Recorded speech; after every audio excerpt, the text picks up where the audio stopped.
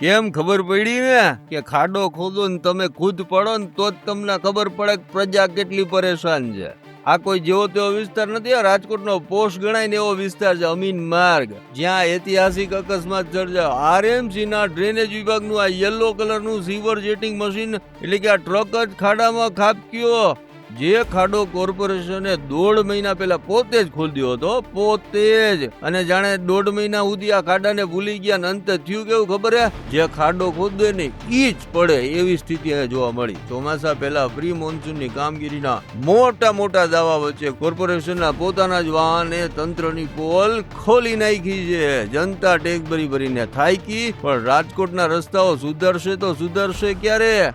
એટલે જ પેલી કહેવત સાચી પડ્યો, જેવો સંગ ને એવો રંગ, અને જેવો ખાડો ને એવો ટ્રક. હવે કેવા આબરૂના કાકરા થાય. કોર્પોરેશને આ પોતાના જ ખાડા ખોદેલા હોય એમાં ટ્રક ફસાય ની બહાર કાઢવા આવવું પડે. કેવી આબરૂની ધૂળધણી થાય. લીરા થાય ને પ્રી મોન્સૂનની કામગીરીના, પણ આબરૂ કોની જાય ખબર હે ને તમને? બાકીનું તમે સમજી જ ગયા હો.